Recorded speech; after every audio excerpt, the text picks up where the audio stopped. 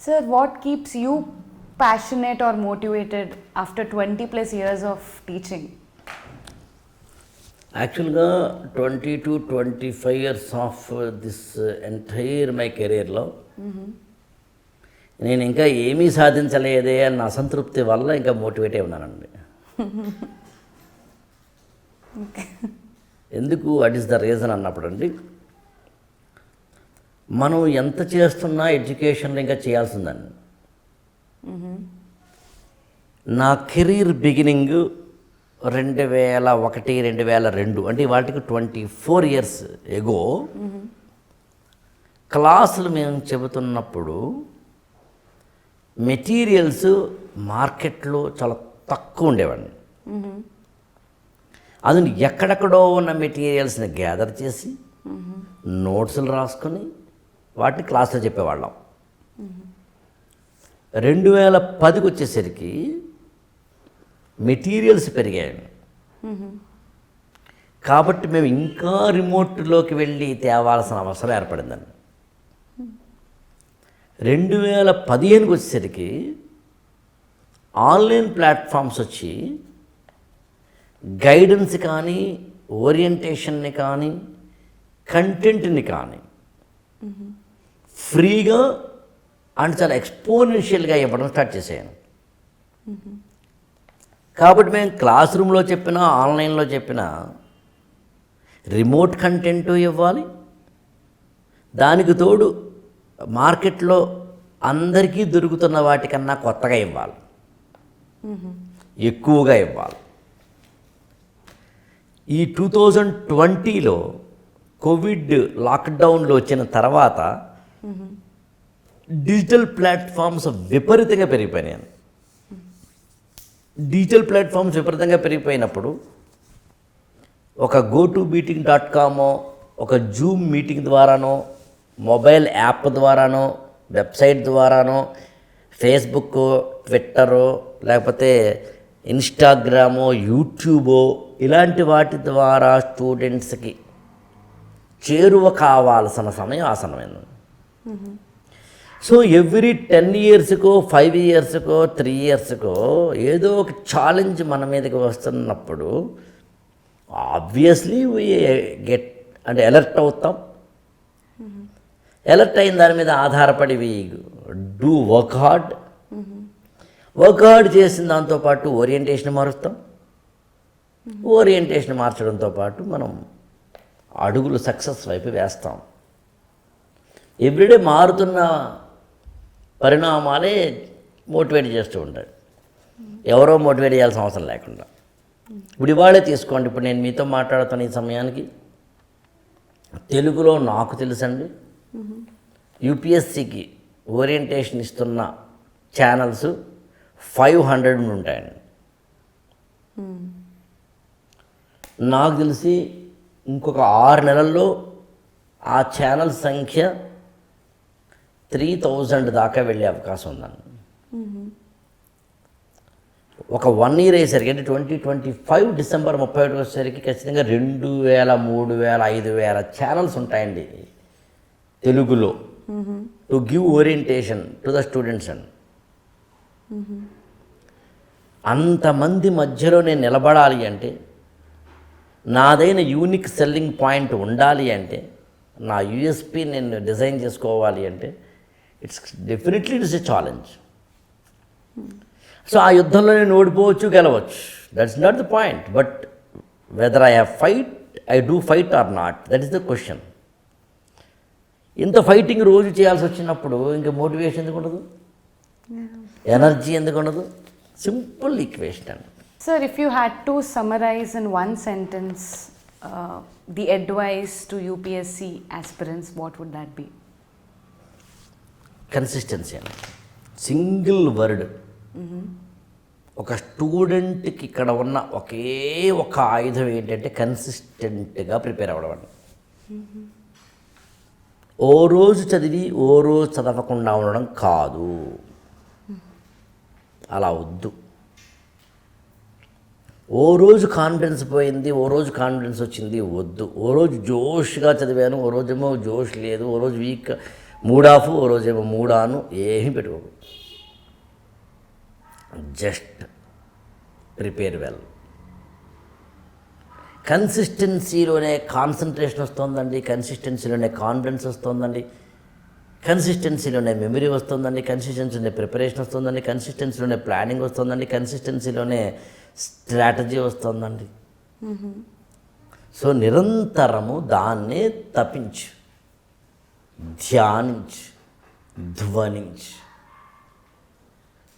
తపన కన్సిస్టెంట్గా prepare అవ్వబ్బా. Daily చదువు.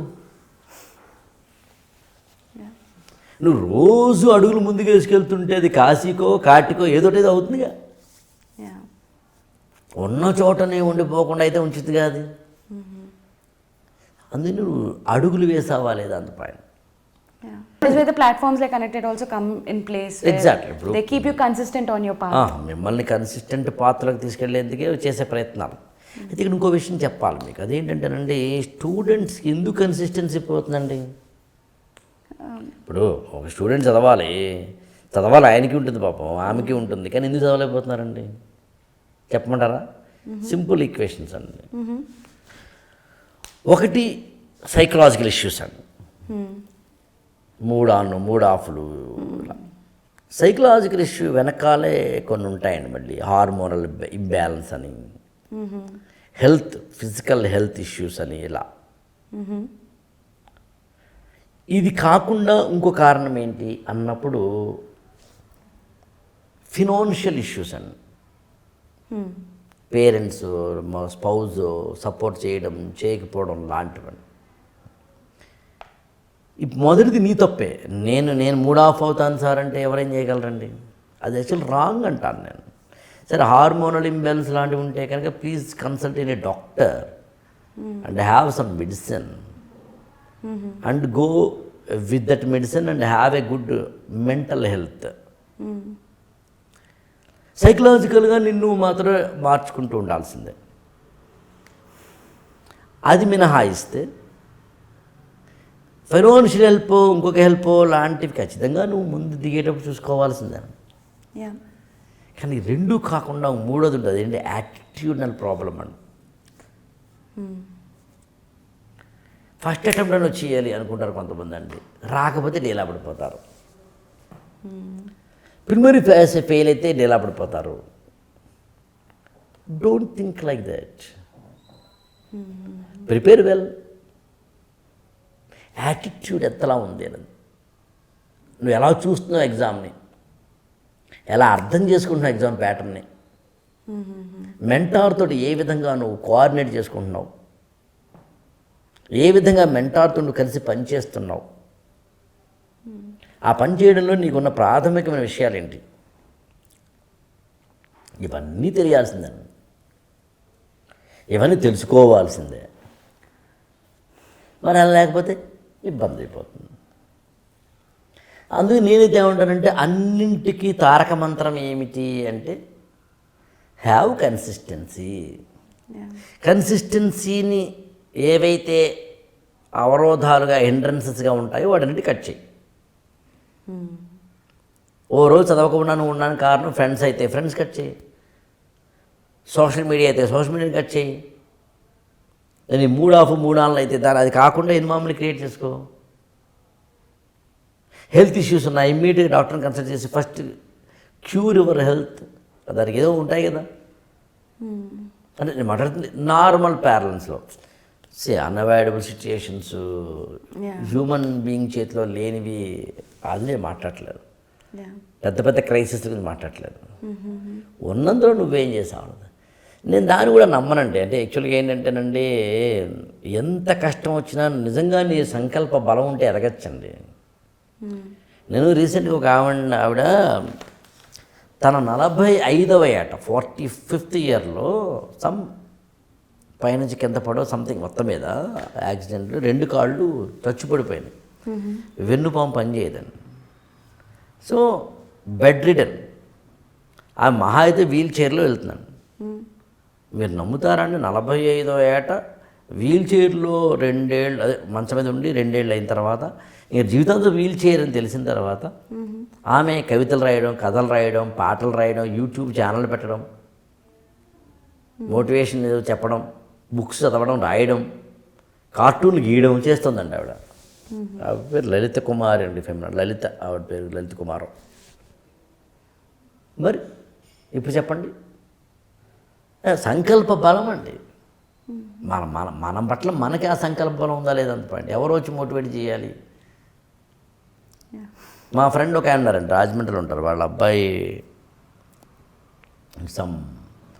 అనుకోకుండా ఒక హై టెన్షన్ ఉంటాయి ఎలక్ట్రికల్ వైర్లు తగిలి ఒక కాలు చేయి తీసేశారు. సో ఆ అబ్బాయిని ఆయన పెంచిన తీరు ఐ థింక్ 2 years బ్యాక్ జరిగింది ఆ యాక్సిడెంట్ అండి. ఆ అబ్బాయి 2 కాళ్ళు అంటే ఒక కాలు ఒక చేయలేదండి, బట్ అయినా ఆ అబ్బాయిని ఆయన పెంచిన తీరు అద్భుతం. రోజు మోటివేట్ చేస్తూ, మెడికేషన్ ఇస్తూ, మెడికల్ అసిస్టెన్స్ ఇస్తూ, ఆర్టిఫిషియల్ లిమ్స్ పెడుతూ, నడిపిస్తూ, స్కూల్కి పంపిస్తూ, ప్రతిరోజు ఆయన వీడియోలు పెడతారండి. అయ్యో ఇవాళ మా అబ్బాయి నడిచాడు, ఇవాళ మా అబ్బాయి పరిగెత్తాడు, ఇవాళ మా అబ్బాయి నవ్వాడు, ఇవాళ మా అబ్బాయి ఫ్రెండ్స్తో ఆడుకున్నాడు, ఇవాళ మా అబ్బాయి చెస్ ఆడాడు, ఇంకోటి ఆడాడు, అది ఇవాళ మా అబ్బాయి ఆవకాయ తిన్నాడు. అట్లా ఎంత పెయిన్ ఉండదండి, పెయిన్ ఉంటుంది. 10 ఏళ్ళు ఉంటాయి మా అబ్బాయి బాబు. 10 ఏళ్ల కొడుకుని పెయిన్ఫుల్గా ఉన్న ఒక వ్యక్తి ఆ పెయిన్ ఆపుకుని, మరి ఎవరు ఇచ్చారండి ఇది? సంకల్ప బలం కాదా? దానికోసం ప్రత్యేకంగా దేవుడు వచ్చి మీకు సంకల్పం చేయాలా? తప్పు కాదా?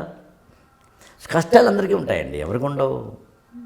మిమ్మల్ని ఇప్పుడు అడిగితే మీ కష్టాలు చెప్పరా? బోర్డు కష్టాలు చెప్తారు. ఇంక నేను రెచ్చిపోయి కష్టాలు చెప్తాను. కష్టాలు ఎవరికి కావాలండి? రిజల్ట్ కావాలి. ఇట్స్ నాట్ మనం ప్రయత్నించుకుంటూ వెళ్ళిపోదాం, వస్తే వస్తుంది అనే ఒకనొక నిష్కామ కర్మయోగంలోకి మనిషి వెళ్ళగలగాలి. పుట్ యువర్ బెస్ట్ ఎఫర్ట్స్ అండి, ఎక్స్పెక్ట్ ద బెస్ట్ అండి, ready to face the worst అండి, and again regain your energy అండి. Fight life. నేను ఇదే నమ్ముతాను యాక్చువల్గా. నా 25 సంవత్సరాల ఈ కెరీర్లో కూడా నా సెట్ బ్యాక్స్ అలాగే ఉన్నాయండి. ఐ నెవర్ హ్యావ్ ఎనీ చాలా అంటే పాత్ ఆఫ్ రోజెస్ ఏం కాదు. ఇట్స్ వెరీ బట్ ఎక్కడి నుంచి వస్తున్న స్పిరిట్ అంటే ఒకటే, మనం తెచ్చేంత వరకు మనదైన యూనిక్నెస్ని చూపించాలి, కాంట్రిబ్యూషన్ ఇవ్వాలి. ఇవ్వాలంటే ఏం చేయాలి?